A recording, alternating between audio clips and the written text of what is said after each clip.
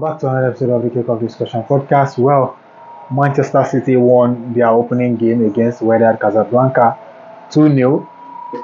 It was a fantastic game, if you ask me. It was a brilliant game, and from what I watched from Wydad Casablanca, I think that African football has really progressed beyond what people might think.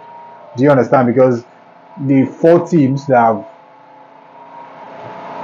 represented African continent in this Club World Cup, Wydad Casablanca, Al Ahly SC of Egypt, Esperance of Tunisia, uh, and I've forgotten the last team.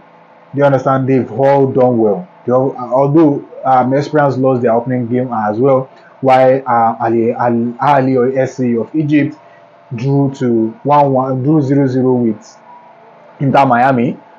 But tonight, with what I watched with Wydad Casablanca, I think that African football has really improved beyond what anybody might think.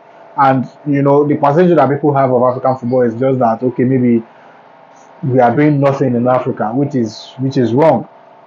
So for me personally, I think there are still not that's not to dispute the fact that there are still some leagues in Africa that are still under development and has not really developed to that world standard. But from the teams that are representing Africa, their standard is world standard. There's no doubt about that. So for me personally, I'm pleased with what I watched with the three teams I've watched so far, and Mamelodi Sundowns as well. They won their game earlier today.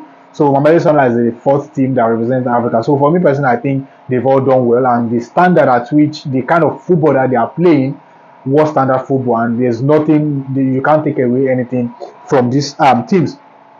So I've talked about their standards, and the chances creation that they had in that game was really huge, and the only such shortfall for them is their decision making in the final third. And I think if they had done better in terms in that regard, I think maybe they might have walked away with a draw against Manchester City, because tonight I think the way Manchester City play against Wydad Casablanca, I don't think that they would have walked away with all the 3 points if Wydad Casablanca had utilized their own advantage as well, because there are beautiful chances that they created in that game that I think should have resulted into goals, but their decision making let them down in the final third.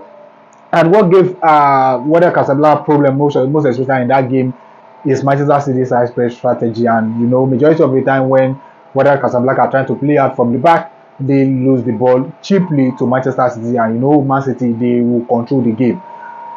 This high flying Manchester City, is very hard to play against them, and when any opponent they are playing, even in European football, every opponent struggle because they will keep the ball, and they will pressurize their opponent. So they pressurized Wydad Casablanca, they forced them to make mistakes, and they lost concentration sometimes in that game, and that resulted into conceding 2 goals. Phil Foden gave Manchester City early goal in 2 minutes, and Phil Foden as well doubled that advantage in the 42nd minute. And that 42nd minute, I will blame it on the goalkeeper, on the defender, because I don't know what, as a defender, I don't know why he did not react as early as possible to clear that ball. He was waiting for the ball to come and meet him while Kylian was approaching the ball, and he just stole the ball in front of him to double the advantage for Manchester City. And as a defender, I think the manager will be furious that he did not really clear that ball before Doku came and stole the ball, which I think was really bad from his own point of view.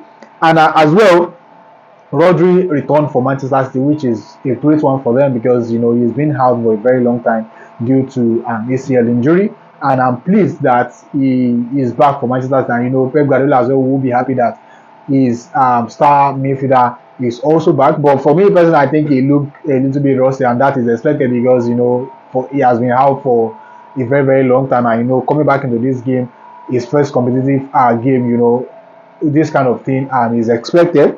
And lastly, Rico Lewis got sent off in the 88th minute of the game after a foul. I won't say it wasn't a foul, because that was really a stupid one, because he got the ball cleanly.